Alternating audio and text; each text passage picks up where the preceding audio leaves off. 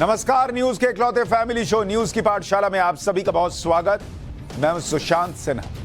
ये वो पाठशाला जहां सबकी क्लास लगती है। और सबसे पहले आपको बता देता हूं कि आज पाठशाला में क्या क्या लेकर आया हूं और कौन कौन सी क्लास लगाने वाला हूं। राम मंदिर की चर्चा देश भर में है, लेकिन क्या इंडी ने ऐलान कर दिया है कि अयोध्या में जो आ रहे हैं वो सिर्फ मोदी के राम है। भले देश कहे कि ये राम जी हैं, जो है श्री राम जो है वो सब कहें, लेकिन गठबंधन, इंडी गठबंधन क्या कह रहा है आज आपको बताऊंगा। राम मंदिर के उत्सव में किस किस ने आने से मना कर दिया है, आज उन नेताओं के बारे में बताऊंगा। देश में गूंज रहा है जय जय श्री राम, फिर भी कौन कर रहा है राम का अपमान, आज इसका चैप्टर भी। इसके अलावा जो बॉलीवुड एक्ट्रेस हैं जैकलीन फर्नांडिस, उनको जेल से कौन एसएमएस भेज रहा है भाई कि कुर्ते वाला, काले कुर्ते वाला पहन कर आना।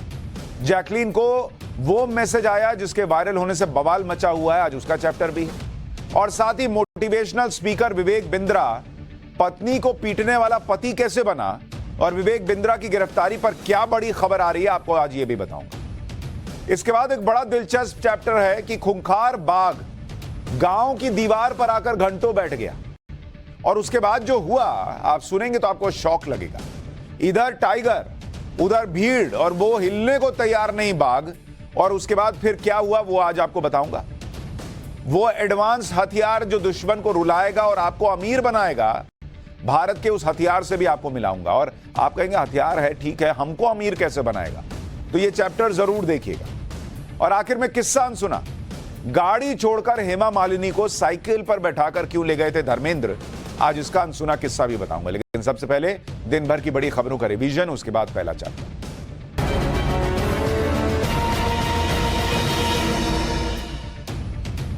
उत्तर प्रदेश में पुलिस भर्ती की तैयारी कर रहे युवाओं को योगी सरकार ने बड़ी राहत दे दी है। सीएम योगी आदित्यनाथ ने इस बार होने वाली जो पुलिस भर्ती है उसमें जो उम्मीदवार आएंगे उनकी आयु सीमा में 3 साल की छूट देने का निर्देश दे दिया है। असल में यूपी में पुलिस कांस्टेबल के 60,000 से ज्यादा पदों पर भर्ती होनी है। इस भर्ती के लिए 18 से 22 साल तय की गई थी उम्र, जबकि भर्ती की तैयारी कर रहे कई लोगों का कहना था कि भर्ती 5 साल बाद निकली है। ऐसे में सालों से तैयारी कर रहे लोग ओवर एज हो चुके हैं और भर्ती के लिए उम्र सीमा में 3 साल की छूट मिलनी चाहिए, जो अब योगी सरकार ने फैसला कर लिया कि हां 3 साल की छूट मिलेगी। यूपी में अपराध और अपराधियों के खिलाफ योगी सरकार के एक्शन का असर लगातार दिख रहा है। यह तस्वीरें यूपी के हरदोई जिले की हैं, जहां एक साथ 74 हिस्ट्री शीटर थाने पहुंच गए। इन बदमाशों के हाथ में पर्चियां भी नजर आईं जिनमें लिखा था कि वो अपराध से तौबा कर रहे हैं, दोबारा कोई अपराध नहीं करेंगे। थाने पहुंचे हिस्ट्री शीटर्स ने एक सुर में अपराध न करने की शपथ ली और अपनी पूरी डिटेल थाने में दर्ज करवाई। दिल्ली में इजरायली दूतावास के पीछे धमाका होने से हड़कंप मच गया। धमाके की जानकारी मिलते ही फायर ब्रिगेड, बॉम्ब स्क्वाड, सबकी टीम वहां पर पहुंच गई। सुरक्षा कर्मियों ने धमाके वाली जगह के आसपास के इलाके को खाली करा दिया और जांच शुरू कर दी। इजरायली दूतावास के स्टाफ के मुताबिक शाम करीब 5-6 बजे के आसपास दूतावास के पिछले हिस्से में उन्हें धमाके की आवाज सुनाई दी। गृह मंत्री अमित शाह और बीजेपी अध्यक्ष जेपी नड्डा ने आज कोलकाता पहुंचकर बीजेपी की लोकसभा चुनाव की तैयारियों की समीक्षा की। पश्चिम बंगाल स्टेट लीडरशिप के साथ मीटिंग कर पार्टी की मजबूती पर चर्चा हुई। अमित शाह और नड्डा ने कालीघाट के काली मंदिर में पूजा अर्चना भी की। पॉपुलैरिटी के मामले में प्रधानमंत्री नरेंद्र मोदी के नाम एक और रिकॉर्ड दर्ज हो गया है। पीएम मोदी दुनिया के पहले ऐसे नेता बन गए हैं जिनके यूट्यूब चैनल के सब्सक्राइबर्स की संख्या 2 करोड़ पर पहुंच गई है। 2014 में प्रधानमंत्री बनने के बाद नरेंद्र मोदी लगातार डिजिटल इंडिया पर जोर देते रहे और खुद भी वो लोगों तक पहुंचने के लिए लगातार सोशल मीडिया प्लेटफॉर्म्स का बखूबी इस्तेमाल करते रहे। जयपुर में बेखौफ बदमाशों ने दिन दहाड़े एक महिला की चेन लूट ली। घटना को अंजाम देने के लिए दोनों बदमाश एक बाइक पर सवार होकर आए। इसी दौरान पीड़ित महिला अपने पोते को प्रैम से सड़क के किनारे घुमा रही थी। तभी एक बदमाश ने पीछे से महिला की गर्दन पकड़ी और चेन को झपटने की कोशिश की। महिला ने भी हिम्मत दिखाते हुए बदमाश का हाथ पकड़ लिया। फिर उस बदमाश ने महिला को जमीन पर गिराया और कुछ दूरी तक घसीटता चला गया। आखिरकार उस बदमाश ने महिला की चेन लूट ली। बताया गया कि पीड़ित महिला रिटायर्ड टीचर है। तो ये हो गया दिन भर का रिवीजन। अब पाठशाला की पहली क्लास। क्या इंडी ने कर दिया है ऐलान, अयोध्या में जो आ रहे हैं वो सिर्फ मोदी के राम मंदिर के उत्सव में किस किस ने आने से मना कर दिया है। देश में जय जय श्री राम की गूंज है, लेकिन कौन अभी भी प्रभु श्री राम का अपमान कर रहा है, सबसे पहले इसका चैप्टर।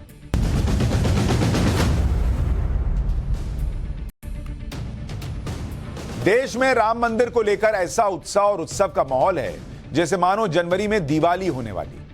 और हमने आपको कल ही बताया था कि कैसे राम मंदिर को लेकर पूरा देश भक्ति में डूबा हुआ। बॉस, ये बार बार आने वाली चीज नहीं है। हर आदमी जानना चाहता है, इसमें शामिल होना चाहता है कि कैसे प्रभु श्री राम, रामलला जो विराजमान होंगे उस मंदिर में, क्या उनके लिए हम कर दें, कैसे वहां पहुंच जाएं।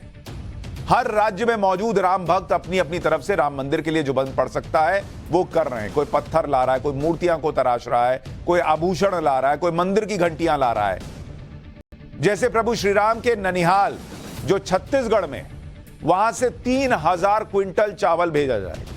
मतलब ननिहाल से भी सामान आ रहा है। प्रभु श्री राम की ससुराल जो नेपाल है, वहां से आभूषण आ रहे हैं, कपड़े आ रहे हैं, उपहारों से सजे 1100 थाल आएंगे बॉस।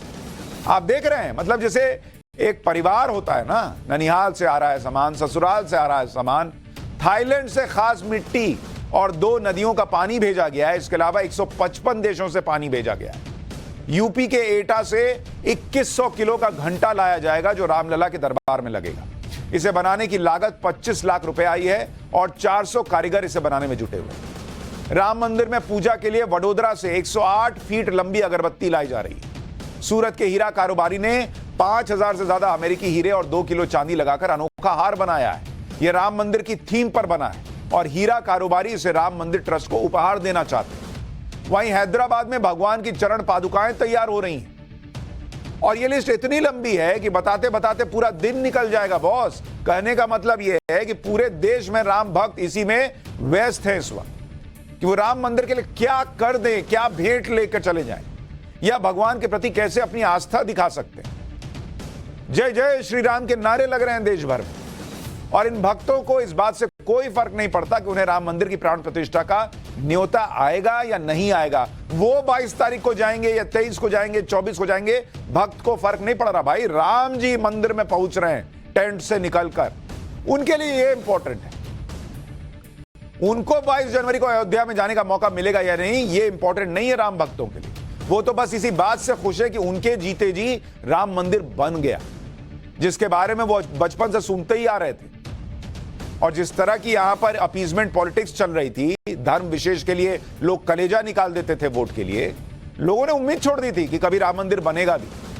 वो तो नरेंद्र मोदी आए और उसके बाद ये हो पा रहा है।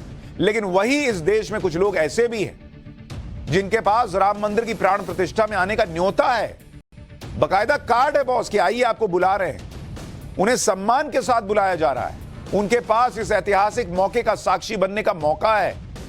लेकिन वही पुरानी दिक्कत कि नरेंद्र मोदी के प्रति इतनी नफरत है उनके मन में कि वो इसके आगे कुछ देख ही नहीं सकते।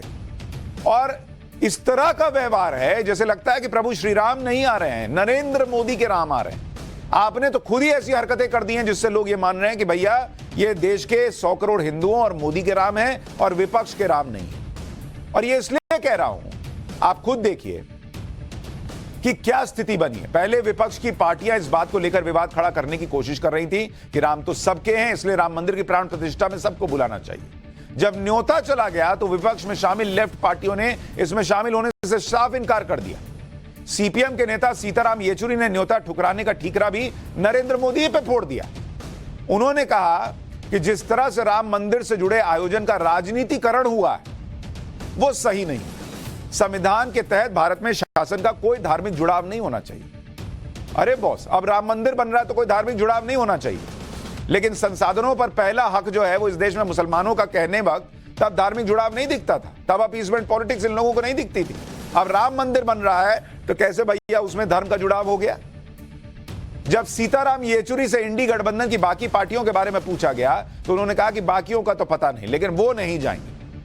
सीपीएम नेता वृंदा करात ने भी राम मंदिर की प्राण प्रतिष्ठा से जुड़े आयोजन में शामिल होने से इनकार कर दिया और बीजेपी पर राम के नाम पर राजनीति करने का आरोप लगाया। सुनिए एक बात। नहीं, हमारी पार्टी की तरफ से कोई नहीं जाएंगे। इनविटेशन जरूर मिला है और हम जो हमारे साथी बिलीवर्स हैं उनकी जो बिलीव्स है उसकी हम पूरे रिस्पेक्ट करते हैं, पूरे रिस्पेक्ट के साथ। लेकिन हम समझते हैं कि इस प्रकार की पॉलिटिसाइजेशन एक धार्मिक इवेंट के वो सही नहीं है और हम नहीं जा रहे। ये जाएंगे भी कैसे? लेफ्ट की आइडियोलॉजी जहां से निकली है, वो लोग तो धर्म को अफीम बताते हैं, तो इनको तो दिक्कत धर्म से ऑलरेडी है। लेकिन अब ये कह रहे हैं कि अरे पॉलिटिसाइज किया जा रहा है, राजनीतिकरण हो रहा है। अच्छा बॉस, राम मंदिर बन गया, करोड़ों हिंदू यहां रहते हैं। जब ये लोग कह रहे थे बाबरी मस्जिद नहीं टूटना चाहिए, तब जो है पॉलिटिसाइज नहीं कर रहे थे मामले को। जब ये लोग कहते हैं, कई नेता इस देश में कहते हैं, इनका पर्टिकुलरली नहीं कर रहा हूं, जब ये लोग कहते हैं कि भाई काशी में जो है वहां मंदिर कभी था ही नहीं और वर्शिप एक्ट याद दिलाते हैं, तब पॉलिटिक्स नहीं आती है इन लोगों को याद। सीपीएम नेता सीताराम येचुरी राम मंदिर का न्योता ठुकराने वाले विपक्ष के पहले बड़े नेता बन गए। सीताराम येचुरी का बयान आने के बाद मंदिर आंदोलन से जुड़ी रही विश्व हिंदू परिषद ने उन पर तंज भी कसा। वीएचपी के नेता विनोद बंसल ने ट्वीट किया और कहा कि खबरें हैं कि जिनका नाम सीताराम नहीं जाएंगे अयोध्या के धाम। नाम में ही सीताराम है, लेकिन राम के कार्यक्रम में नहीं जा रहे हैं। राजनीतिक विरोध तो समझा जाता है, किंतु अपने नाम से इतनी घृणा किसी को हो, वो तो कम्युनिस्ट ही हो सकता है। द्वेष राम से है या स्वयं के नाम से है, बताना तो बनता है। यानी अब ये लेफ्ट पार्टियों से पूछा गया। उधर सनातन धर्म और हिंदू धर्म के प्रति आस्था को लेकर इंडी गठबंधन का कंफ्यूजन डीएमके पार्टी को चलाने वाले परिवार के अंदर भी दिखता है। एक तरफ तमिलनाडु के मुख्यमंत्री के बेटे उदयनिधि स्टालिन सनातन धर्म को मिटाने की बात कर रहा है, जबकि उनका परिवार मंदिरों में माथा टेकता है। इसी साल अगस्त में एमके स्टालिन की पत्नी और उदयनिधि स्टालिन की मां दुर्गा स्टालिन केरल के त्रिशूर जिले में गुरुवायूर में प्रसिद्ध कृष्ण मंदिर गई। वहां उन्होंने मंदिर को 14 लाख रुपए की कीमत का 32 सिक्कों वाला सोने का मुकुट दान किया था। इसके अलावा दुर्गा स्टालिन ने मंदिर को एक चंदन घिसने की मशीन भी दान की थी, जिसकी कीमत 2 लाख रुपए। दुर्गा स्टालिन कई बार इस मंदिर में आ चुकी है, लेकिन बेटा कुछ और ही कर रहा है। उधर राम मंदिर के निमंत्रण को ठुकराने पर लेफ्ट के नेताओं की खूब खिंचाई हो रही है। बीजेपी ने भी पलटवार किया है। केंद्रीय मंत्री मीनाक्षी लेखी ने कहा कि जिन्हें भगवान राम ने बुलाया है वही आएंगे। भगवान भी नहीं चाहते कि ऐसे लोग आए। इसमें कोई बहुत अचंभा करने वाली बात नहीं है, क्योंकि जो ऑर्गेनाइजर्स हैं उन्होंने सबको न्योता दिया है, लेकिन पहुंचेंगे वही जिन्हें राम ने बुलाया है। तो इनको राम जी ने नहीं बुलाया है। ऐसे लोगों को भगवान भी नहीं चाहते आए। तो बीजेपी कह रही है कि भगवान ही नहीं चाहते कि ये लोग आए, इसलिए इस तरह की बातें ये लोग कर रहे हैं। इंडी गठबंधन में लेफ्ट ने तो अपना स्टैंड क्लियर कर दिया, लेकिन राम मंदिर पर कांग्रेस का कंफ्यूजन अभी भी बना हुआ है। क्योंकि कांग्रेस के नेताओं को न्योता तो मिला है, लेकिन कांग्रेस ने ना तो अभी तक राम मंदिर के उद्घाटन पर आने के लिए हामी भरी है, ना ही इससे इनकार किया है। कांग्रेस नेता कह रहे हैं कि 22 जनवरी को देखेंगे। इसका सीधा मतलब यह है कि कांग्रेस पार्टी अभी तक तय नहीं कर पा रही कि करना क्या है, क्योंकि अगर क्लैरिटी होती तो लेफ्ट के नेताओं की तरह या तो कह देते कि जाएंगे या नहीं जाएंगे। कांग्रेस ने तो अभी तक सस्पेंस बनाकर रखा है। शायद कांग्रेस राम मंदिर की प्राण प्रतिष्ठा के मौके पर सियासी नफा नुकसान का अभी तौल कर रही है। अगर सोनिया गांधी, मल्लिकार्जुन खड़गे राम मंदिर के आयोजन में शामिल होंगे तो पार्टी को यह डर भी हो सकता है कि तेलंगाना के विधानसभा चुनाव में कई सीटों पर जो मुस्लिम वोट बीआरएस की जगह उन्हें मिला, वो 2024 में फिर से बीआरएस की तरफ न चला जाए।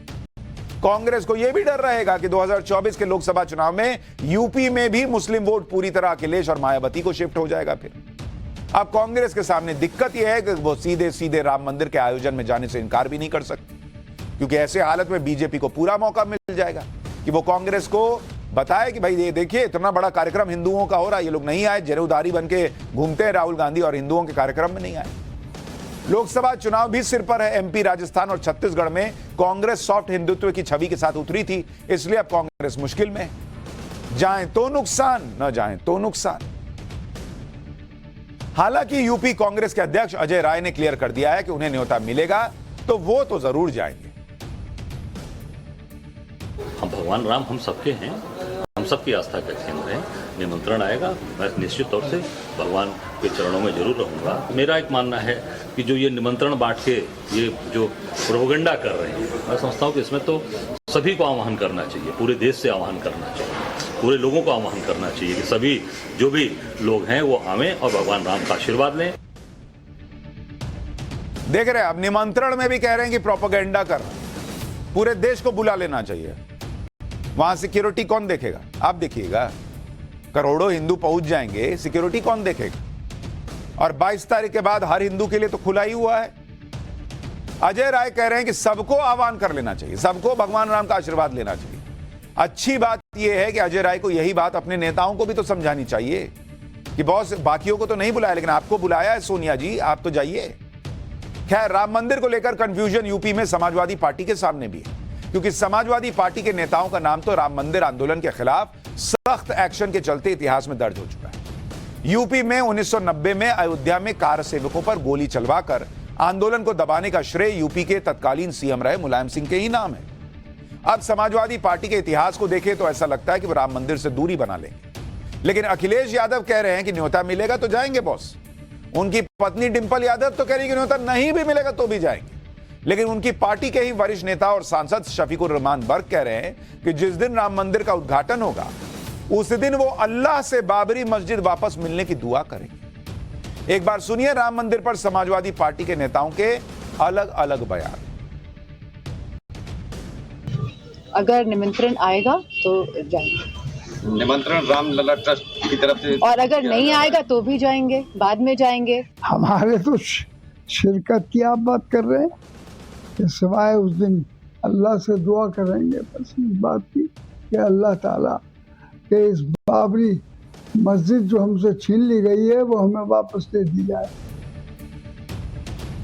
अब मंदिर बन रहा है, अब कहां बाबरी मस्जिद वापस आनी, लेकिन दुआ कर रहा हूं जो जमीन दी गई है वहां बन रहा है ना भाई मस्जिद। इधर अखिलेश यादव प्लानिंग कर रहे हैं कि राम मंदिर का न्योता आए तो जाएं, उधर उनके नेता स्वामी प्रसाद मौर्य फिर से हिंदू धर्म पर विवादित बयान दे रहे हैं। स्वामी प्रसाद मौर्य ने अब हिंदू धर्म को धोखा बता दिया, लेकिन वहीं डिंपल यादव कह रही हैं कि सबको अपने दिल में राम जी के स्वभाव को अपनाना चाहिए। यानी समाजवादी पार्टी में राम मंदिर और हिंदू धर्म को लेकर ही अलग अलग सुर सुनाई दे रहे हैं। मतलब गजब कंफ्यूज पार्टी है बॉस। एक आदमी रामचरितमानस को गाली दे रहा है, दूसरी तरफ कह रहे हैं हम तो जाएंगे, राम जी के कार्यक्रम में जाएंगे। भयंकर कंफ्यूजन वाली पार्टी है। देखिए आपको, अगर स्वामी प्रसाद मौर्य कह देते हैं हिंदू धर्म धर्म नहीं है बल्कि एक धोखा है, और जिसे हम हिंदू धर्म कहते हैं वो कुछ लोगों के लिए धंधा है। जब हम कहते हैं कि ये कुछ लोगों के लिए धंधा है तब पूरे देश में भूचाल मच जाता है। तो जो सनातन धर्म की बात करते हैं, जहाँ राम राज्य की बात हो रही है आज, तो मेरा मानना है और मेरा समझना है कि हम सबको अपने हृदय में, अपने अंदर को जो राम जी के स्वभाव है उनको अपनाना है, उनको ग्रहण करना है। तो पहले स्वामी प्रसाद मौर्य को तो राम जी का स्वभाव अपनाने के लिए बोलिए मैडम।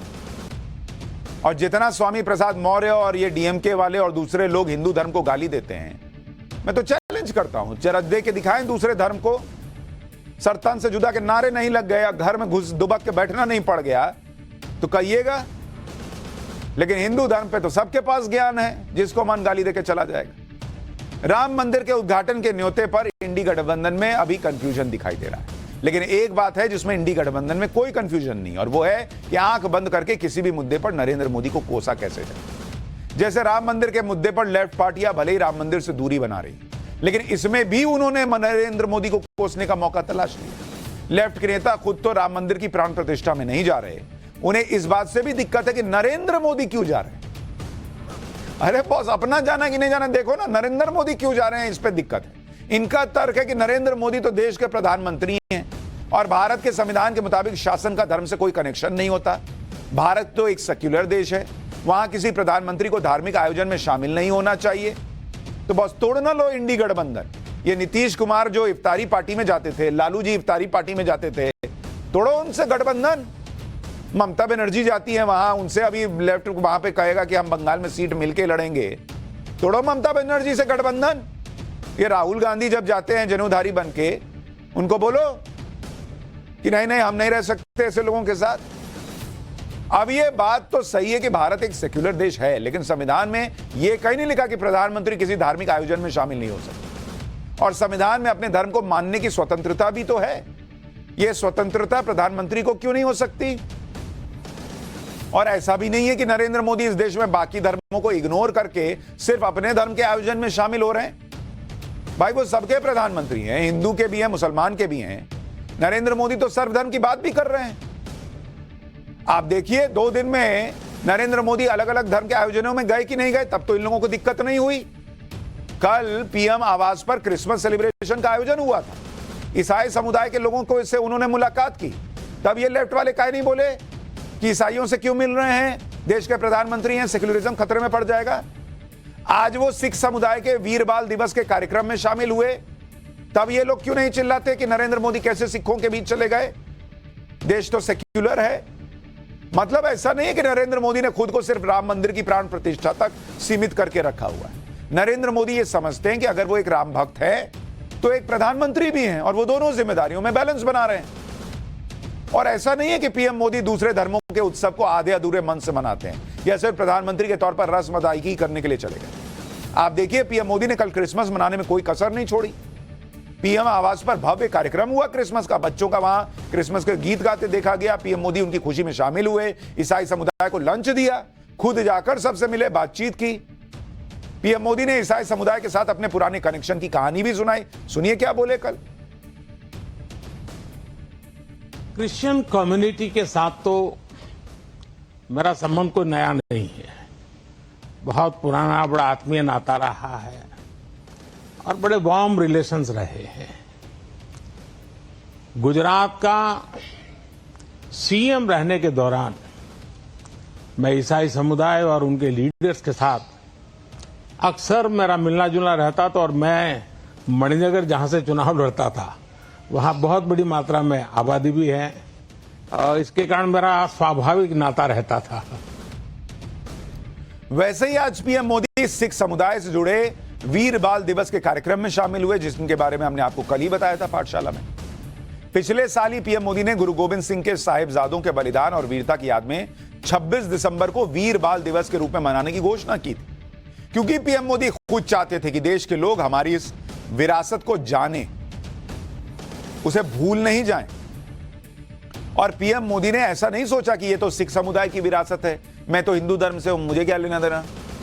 पीएम मोदी ने आज वीर बाल दिवस के मौके पर भी कहा कि हमें अपनी विरासत पर गर्व करना चाहिए, और जब हम ऐसा करते हैं तो दुनिया हमें अलग नजरिए से देखती है। पीएम मोदी का यह बयान विपक्ष के उन नेताओं के लिए भी एक मैसेज है जो भारत में भगवान राम की विरासत से खुद को दूर कर रहे हैं। सुनिए एक बार पीएम को। जब तक हमने अपनी विरासत का सम्मान नहीं किया, दुनिया ने भी हमारी विरासत को भाव नहीं दिया। आज जब हम अपनी विरासत पर गर्व कर रहे हैं, तब दुनिया का नजरिया भी बदला है। मुझे खुशी है कि आज देश गुलामी की मानसिकता से बाहर निकल रहा है। आज के भारत को अपने लोगों पर, अपने सामर्थ्य पर, अपनी प्रेरणाओं पर पूरा भरोसा है। राम मंदिर के उद्घाटन पर जाएं या न जाएं, इसे लेकर विपक्ष की पार्टियों में कंफ्यूजन दिख रहा है। दूसरी तरफ नरेंद्र मोदी एकदम क्लियर हैं कि उन्हें राम मंदिर की प्राण प्रतिष्ठा करनी है, फिर चाहे विपक्ष जो कहता रहे, नरेंद्र मोदी को उससे फर्क नहीं पड़ता। नरेंद्र मोदी किसी तरह के फेक सेक्युलरिज्म के चक्कर में न पड़ते हैं, न पड़ेंगे। उनका फंडा क्लियर है, वो हिंदू धर्म से आते हैं, अपने धर्म का पालन करने के रास्ते में ना तो उनका पद आ सकता है, ना ही कोई और सियासी कैलकुलेशन, और ना वो आपको आपका धर्म मानने से रोकते हैं। वो खुलकर प्राउड हिंदू वाली छवि को कैरी करते हैं कि गर्व से कहो हम हिंदू हैं, क्या छिपाना बॉस। वो नहीं छिपाते कुछ। हिंदुत्व पर भी वो क्लियर विजन रखते हैं कि उन्हें हिंदुत्व के लिए काम करना है। एक तरफ नरेंद्र मोदी का हिंदुत्व है जिसमें वो सभी धार्मिक स्थलों को चमका रहे हैं, उन्हें भव्य रूप दे रहे हैं। दूसरी तरफ विपक्ष का हिंदुत्व है जिसमें वो कभी रामचरितमानस का अपमान करते हैं, कभी सनातन को मिटाने की बात करते हैं, और चुनाव आते ही मंदिर दर्शन के लिए निकल जाते हैं। एक तरफ पीएम मोदी का मैसेज है सबको साथ लेकर चलने का, दूसरी तरफ इंडी गठबंधन है जो नरेंद्र मोदी से लड़ने के नाम पर इकट्ठा तो हुआ लेकिन कोई किसी के साथ चलने को तैयार नहीं।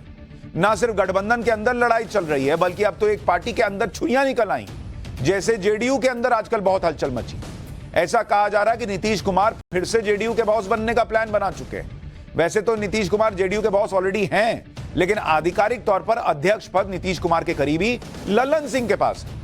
अब खबरें उड़ रही हैं कि लल्लन सिंह को हटाकर नीतीश कुमार खुद जेडीयू के अध्यक्ष बन सकते हैं।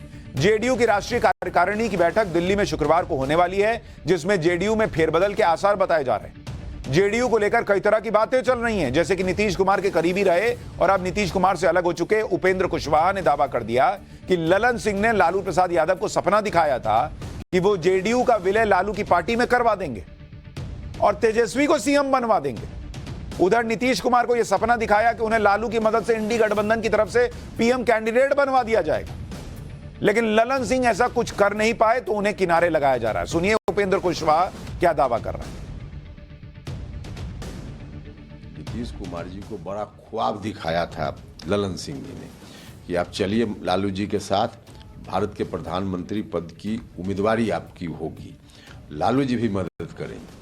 तो इनको यह भरोसा दिलाया और लालू जी को भरोसा दिलाया कि देर सवेर हम जेडीयू को आरजेडी में विलय कर देंगे और आपके बेटा को मुख्यमंत्री बना देंगे।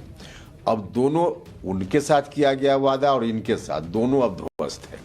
अब न तो नीतीश कुमार जी का कोई भविष्य उस रूप में दिख रहा है, वहाँ चीज़ें स्पष्ट हैं, और लालू जी को जो इन्होंने स्वप्न दिखाया था वह भी समाप्त है। तो अब दोनों तरफ से लल्लन सिंह जी चले गए। अब नीतीश जी का ही भरोसा खत्म और लालू जी का ही भरोसा खत्म। दोनों को लगा कि तो हम बर्बाद कर दिया, और बर्बाद करने के मामला में नीतीश जी को तो कहीं का नहीं छोड़ा इन्होंने। अब आज की तारीख में नीतीश जी कहीं के नहीं है। अब इस परिस्थिति में संभव है कि सोच रहे हो नीतीश जी, ये लल्लन जी, कि हम कहीं के न रहें तो अब क्यों अध्यक्ष रहना है। नीतीश कुमार अब कौन सा सियासी गेम करने वाले हैं ये तो अगले कुछ दिन में पता चल जाएगा, लेकिन एक बात तो नीतीश कुमार के करीबियों को साफ साफ लग रही है कि विपक्ष के बड़े बड़े नेताओं को एक मंच पर लाने का काम नीतीश कुमार ने किया, लेकिन इंडी गठबंधन बनने के बाद नीतीश कुमार को ही किनारे लगा दिया। अब इंडी गठबंधन में नीतीश कुमार का कोई नाम भी नहीं लेता, उनकी कोई चर्चा भी नहीं। तो इंडी गठबंधन का क्या होगा वो तो प्रभु राम ही जानते हैं, लेकिन प्रभु राम को लेकर इंडी गठबंधन वाले क्या कर रहे हैं ये अब देश जानता है। तो देखिए क्या ही होगा। टाइगर यानी बाघ जिसे देखकर लोगों के पसीने निकल जाते हैं, डर के मारे इंसान फ्रीज हो जाता है, अगर वही टाइगर पूरी रात सैकड़ों लोगों के बीच गुजारे तो अरे भाई लोगों की हालत तो खराब होगी। पता नहीं कब टाइगर क्या कर दे, सोच के ही डर लग रहा होगा। लेकिन पीलीभीत में ऐसा हुआ है कि जब एक टाइगर इंसानी बस्ती, देख रहे हैं कैसे दीवार पर बैठा हुआ है, एक टाइगर इंसानी बस्ती में चला आया। पहले हुआ क्या है उसको समझ लीजिए, फिर तस्वीरें दिखाता हूं। एक टाइगर इंसानी बस्ती में आया, पूरी रात गांव वालों के बीच एक दीवार पर बैठा रहा। गांव के लोग पूरी रात टाइगर को घेर कर खड़े रहे। गांव के लोग भी महान, कोई भाग नहीं रहा, घेर के खड़े हैं इस डर से कि अगर टाइगर ने हमला किया तो बचाव किया जा सके। तो सारे लोग क्यों खड़े थे भाई? पीलीभीत वो इलाका है जहां टाइगर रिजर्व भी है और कई बार टाइगर रिहायशी इलाकों में दिख जाते हैं, लेकिन इस तरह से किसी टाइगर ने पूरी रात यहां नहीं गुजारी। ये तो ऐसा लग रहा है जैसे टाइगर्स डे आउट है, जैसे वो बेबीज डे आउट फिल्म नहीं आई थी अंग्रेजी वाली, एक बच्चा अपने माता पिता से बिछड़ गया और निकल गया, पूरा शहर घूमते हुए वापस अपने माता पिता के पास पहुंचा। वैसे ये टाइगर भी लग रहा है जैसे घूमने आया हुआ। आप देख रहे हैं पूरी भीड़ लगी है, ऊपर देखिए छत से लेकर नीचे, अब ये भाई अपना आराम से दीवार पर बैठा हुआ है। वैसे तो कई बार जंगली जानवर शहरों, कस्बों और गांव में दिख जाते हैं, इनके वीडियो भी आते रहते हैं, लेकिन इस तरह से किसी टाइगर का गांव के अंदर घुसना और एक दीवार पर 6-6 घंटे तक बैठे रहना, ऐसी तस्वीर शायद पहली बार दिखी। आप सोचकर देखिए कि आपके घर, आपके मोहल्ले में टाइगर आ जाए तो क्या माहौल है, और 6 घंटे रुक जाए। बॉस टाइगर को देखते ही सबकी हवा टाइट हो जाती है, अगर वो दहाड़ दे तो लोग कांपने लगते हैं, लोग इसके पिंजड़े के पास नहीं जाते, वहां आराम से लोग देख रहे हैं इसको। यहां गजब के लोग थे, टाइगर दीवार पर बैठा है, वहां उसे देखने के लिए आसपास पूरी भीड़ जमा है, लोग वीडियो बना रहे हैं। अभी बताइए छलांग मार दे और अटैक कर दे तब, दूर दूर से लोग आ गए देखने। अच्छा ये भी नहीं कि आसपास सब फोन चला गया, कुछ चला गया, देखो आया अटैक, लोग दूर दूर से आ रहे हैं। टाइगर कोई नहीं, टाइगर के आसपास भीड़ को आप देखेंगे तो हैरान रह जाएंगे। छतों पर खड़े होकर लोग टाइगर को देख रहे हैं, कुछ वीडियो बना रहे हैं, कुछ सेल्फी ले रहे हैं, सेल्फी भी ले रहे हैं लोग। किसी को इतना भी डर नहीं लग रहा कि अगर टाइगर का मूड ही बिगड़ गया, कि क्या समझे हो जी, तुम सेल्फी ले रहे हो और मार दिया झपट्टा, तब क्या कीजिएगा? एक झटके में सब निपट जाएंगे, लेकिन टाइगर के आसपास सभी जगहों पर लोग घेर कर खड़े हो गए। टाइगर भी आसपास की भीड़ को देखता रहा। थोड़ी देर दीवार पर टाइगर खड़ा भी रहा, फिर भाई ने ऐसा लगा पोज दे दिया, लो आप फोटो खींच ही रहे हो तो खींच लो, और भीड़ को देखकर दीवार पर बैठ गया। एक बार देखिए फुल फ्रेम तस्वीर, देखिए क्या माहौल था वहां।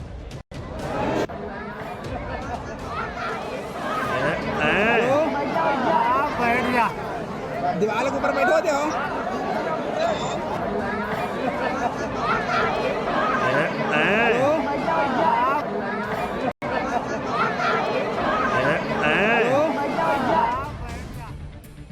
अब गांव में टाइगर के आने के बाद हंगामा मच गया। जिस घर की दीवार पर बात बैठा हुआ था वहां लोगों की भीड़ जमा होने लगी, लोग तरह तरह की बातें करने लगे। टाइगर आने के बाद गांव का माहौल कैसा था, एक बार वो भी देख लीजिए।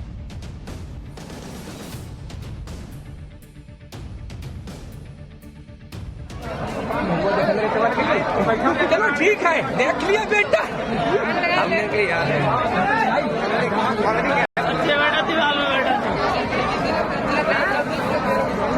तेरा भी एक नंबर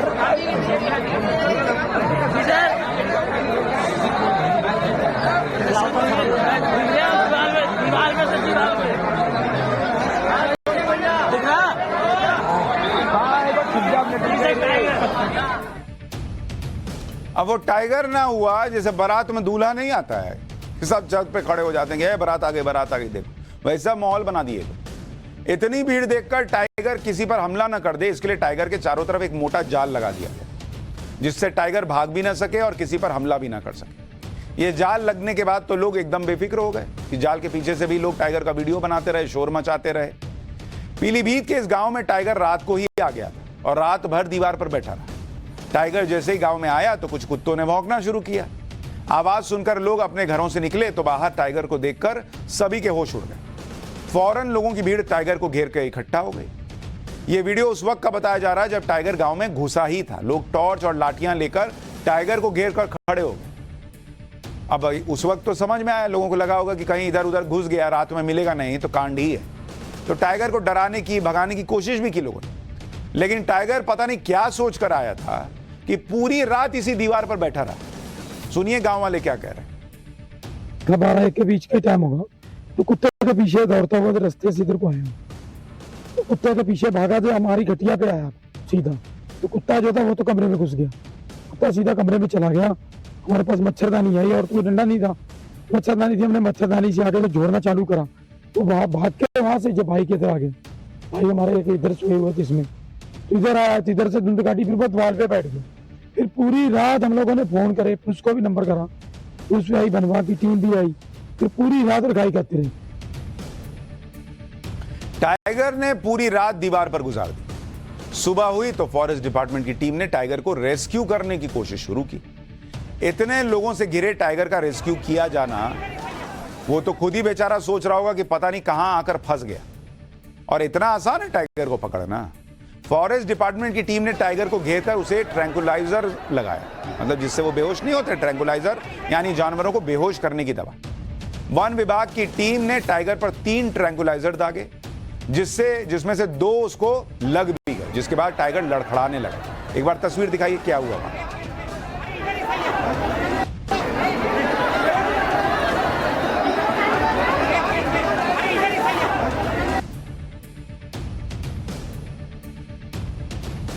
ट्रैंकुलाइज होने के बाद भी टाइगर पूरी तरह से बेहोश नहीं हुआ। देख रहे हैं लड़खड़ा रहा है। उसको आदमी शराब पी लेता तो कैसे गिरता है शराबी, वो भाई को वैसे नशा हो गया वो दवा की वजह से। वन विभाग की टीम के लोगों ने टाइगर को कवर करके पकड़ने की कोशिश की तो अचानक टाइगर खड़ा हो गया। तो भाई लोग हड़बड़ा गए कि अरे ये तो अभी लग रहा है पूरा तरह से बेहोश होगा नहीं। वन विभाग की टीम ने टाइगर के ऊपर कवर डाला जिससे टाइगर को दिखना बंद हो जाए, वो भाग ना पाए। इसके बाद भी टाइगर अचानक खड़ा हो गया, एक कार के पीछे जाकर छिपने की कोशिश करने लगा। उसको लगा कि कहीं भाई अब वो तो टाइगर है, उसको क्या पता कि उसको बचा कर ले जा रहे हैं, उसको लगा कहीं मार ना दें। काफी देर की कोशिश के बाद फाइनली टाइगर को पकड़ने में कामयाबी मिली। वन विभाग की टीम ने टाइगर को पिंजड़े में बंद किया। रेस्क्यू के बाद पता चला कि जिसे पकड़ा दरअसल वो बाघिन है और इसकी उम्र 3 साल। पिंजड़े में बंद करने के बाद बाघिन को गांव से बाहर ले जाया गया। कुल 12 घंटे तक बाघिन गांव में रही। अब आगे क्या किया जाएगा इसकी जानकारी पीलीभीत टाइगर रिजर्व के डीएफओ ने वो दी है, वो भी सुन लीजिए ये लोग आगे क्या करेंगे। हमने अर्ली मॉर्निंग इस बात को लोकलाइज कर लिया था। हमारे यहाँ पे पीलीभीत की, माला की, हमारी पीलीभीत टाइगर रिजर्व की और पीलीभीत समाजवादी की टीम यहाँ पे आ चुकी थी। जैसे ही हमें लगा कि सिचुएशन नियंत्रण में है और बाघ सपोर्टिव है और क्राउड थोड़ी कंट्रोल में है, तब हमने जो उच्च अधिकारी से परमिशन ली और हमें ट्रैंकुलाइज की जैसे परमिशन मिली उसके अकॉर्डिंगली डॉक्टर साहब ने इसको ट्रैंकुलाइज किया है। अब इसको सेफली यहाँ से मूव कर रहे हैं। ये कहाँ छोड़ा जाएगा? इसको पहले हम परीक्षण करेंगे, ऑब्जर्व करेंगे, इसकी जैसी कंडीशन होगी और जैसी हमें अनुमति मिलेगी उस हिसाब से कार्रवाई करेंगे। तो यहां तो आखिरकार किस्सा खत्म हो गया और टाइगर अपनी जगह पर पहुंच गया। लोगों को भी थोड़ी एहतियात बरतनी चाहिए भाई, इस तरह से सेल्फी वेल्फी मोड में ना आई। पाठशाला में अब वो एडवांस हथियार का चैप्टर जो दुश्मन को रुलाएगा और आपको अमीर बनाएगा।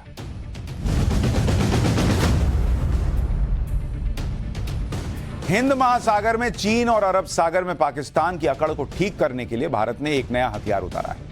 समंदर के इस नए हथियार का नाम है आईएनएस इंफाल। यह विशाखापट्टनम क्लास का तीसरा गाइडेड मिसाइल डिस्ट्रॉयर है और उसके शामिल होने से समंदर में इंडियन नेवी की ताकत कई गुना बढ़ जाएगी, क्योंकि इसमें ऐसे ऐसे एडवांस हथियार लगाए गए हैं जो समंदर की गहराई से लेकर आसमान की ऊंचाई पर बैठे दुश्मनों का सफाया कर सकते हैं। इसमें रॉकेट लॉन्चर है, टॉर्पीडो लॉन्चर है और हेलीपैड भी बनाया गया है ताकि युद्ध के दौरान हेलीकॉप्टर को समंदर में उतारना पड़े तो उतार दें, इलाके में निगरानी रखी जा सके। इस वॉरशिप की सबसे बड़ी खासियत यह है कि इसमें एक ऐसा एडवांस मॉनिटरिंग रडार लगा हुआ है जो दुश्मन को आसानी से डिटेक्ट कर सकता है। आज देश के रक्षा मंत्री राजनाथ सिंह ने आईएनएस इंफाल को मुंबई डॉकयार्ड में कमीशन कर दिया। यह वॉरशिप नौसेना की पश्चिमी कमान में शामिल होगा ताकि समंदर के दुश्मनों की हरकत पर नजर रखी जा सके। आईएनएस इंफाल पहला ऐसा वॉरशिप है जिसका नाम नॉर्थ ईस्ट के एक शहर पर रखा गया है। वैसे इंफाल मणिपुर की राजधानी का नाम है, लेकिन इस वॉरशिप का नाम इंफाल क्यों रखा गया इसके बारे में आगे बताऊंगा। लेकिन उससे पहले आईएनएस इंफाल की कुछ खासियतें बता देता हूं जिसकी वजह से इसे दुश्मन की जल्द समाधि बनाने वाला हथियार कहा जा रहा है। आईएनएस इंफाल की ऊंचाई करीब 57 फीट है। इसकी लंबाई जो है वो 535 फीट है, जिसमें एक छोर पर हेलीकॉप्टर की लैंडिंग और दूसरे छोर से मिसाइल की लॉन्चिंग की जा सकती है। 7,400 टन का यह वजन रखता है। यह समंदर में लगातार 42 दिन तक तैनात हो सकता है और इस दौरान 15,000 किलोमीटर की दूरी तय कर सकता है। इसमें इंडियन नेवी के 300 लोग तैनात किए जा सकते हैं। आईएनएस इंफाल में 16 ब्रह्मोस एंटीशिप मिसाइल लॉन्चर लगाए गए हैं और यह समंदर से समंदर, पानी और आकाश में दुश्मन का सफाया कर देंगे। आसमान के रास्ते दुश्मन के हवाई हमले को रोकने के लिए इसमें 32 Barak anti air missile system को भी लगाया गया। इस एंटी एयर मिसाइल की रेंज करीब 100 किलोमीटर तक है। इस शिप पर ओटीओ मिराला तोप और AK-603 CIWS गन सिस्टम भी लगाए गए हैं जो समंदर में जो भी दुश्मन होगा उस पर हमला करेंगे। इसके अलावा समंदर की गहराई से हमले को रोकने के लिए इसमें 4 टॉर्पीडो ट्यूब्स लगाए गए। इसमें 2 एंटी सबमरीन रॉकेट लॉन्चर भी लगाए गए हैं। आईएनएस इंफाल में ध्रुव और सी किंग हेलीकॉप्टर तैनात किए जा सकते हैं। सबसे खास बात इस शिप में state of the art sensor system लगाया गया है जो दुश्मन के हथियारों का आसानी से पता कर सकता है। इसमें बैटल डैमेज कंट्रोल सिस्टम भी लगा है, यानी युद्ध के दौरान अगर जहाज के किसी हिस्से में नुकसान हो गया तो पूरे शिप का सिस्टम फेल नहीं होगा। आईएनएस इंफाल पहला ऐसा वॉरशिप है जिसका नाम नॉर्थ ईस्ट के एक शहर पर रखा गया है, इंफाल, मणिपुर की राजधानी। लेकिन इसका वॉरशिप का नाम इंफाल क्यों रखा गया, इसका जो किस्सा है वो सेकेंड वर्ल्ड वॉर से जुड़ा हुआ है। दरअसल मार्च 1944 में सेकेंड वर्ल्ड वॉर के दौरान जापान ने भारत पर हमला करने की योजना बनाई। तब भारत पर ब्रिटिश शासन था और जापान बर्मा के रास्ते कोहिमा और इंफाल पर कब्जा करना चाहता था। जापान को रोकने के लिए भारतीय सैनिक इंफाल में दुश्मन सेना से भिड़ गए। इंफाल में 6 दिनों तक भीषण लड़ाई चली और भारत की जीत हुई। इंफाल की लड़ाई में भारतीय सैनिकों के बलिदान की याद में इंडियन नेवी ने अपने नए वॉरशिप का नाम आईएनएस इंफाल रखा है। आईएनएस इंफाल को समंदर में दुश्मन की बर्बादी के लिए तैयार किया गया है, लेकिन इस वॉरशिप का भारत के लोगों को अमीर बनाने का बहुत तगड़ा कनेक्शन है। दरअसल आईएनएस इंफाल को भारतीय shipyard company Mazagon dock limited ने तैयार किया है। इस कंपनी का शेयर पिछले कुछ सालों में रॉकेट बना हुआ है। मझगांव डॉक का शेयर अक्टूबर 2020 में आया था, तब इसके एक शेयर की कीमत 145 रुपए थी। आज इसके शेयर की कीमत सुनेंगे तो हैरान रह जाएंगे। आज एक शेयर की कीमत 2,290 रुपए। पिछले 3 साल में इसके शेयर्स ने 1256% का रिटर्न दिया है। दिसंबर 2021 में इस शेयर की कीमत 278 रुपए थी। दिसंबर 2022 में बढ़कर 791 रुपए पर पहुंच गई और आज की तारीख में यह शेयर 2,290 रुपए का है। सिर्फ आज में इस शेयर की कीमत 162 रुपए बढ़ गई। यानी मझगांव डॉक लिमिटेड के शेयर में जिसने भी इन्वेस्टमेंट किया था उसे छप्पर फाड़ के रिटर्न मिला है। तो यानी देश को हथियार मिला, जिन लोगों ने इन्वेस्ट किया उनको पैसा मिला। और अगर पाठशाला में अब किस्सा अनसुना, आज पाठशाला में धर्मेंद्र और हेमा मालिनी से जुड़ा एक अनसुना किस्सा लेकर आया हूं और किस्सा करीब 40 साल पुराना है।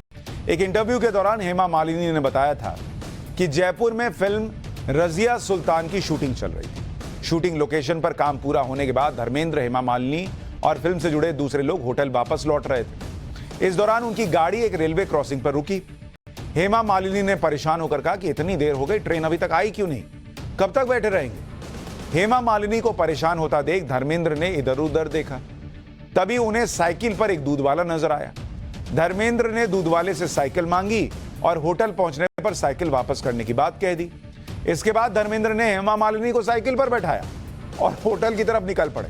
हेमा मालिनी ने आगे बताया कि थोड़ा आगे जाने पर भीड़ ने उन्हें पहचान लिया और भीड़ साइकिल के पीछे दौड़ने लगी। भीड़ को आता देख धर्मेंद्र ने तेजी से पैडल मारना शुरू कर दिया और किसी तरह भीड़ से बचते हुए होटल तक पहुंच पाए। तो ये था हेमा मालिनी के लिए धर्मेंद्र का प्यार और हमारा आज का अनसुना किस्सा।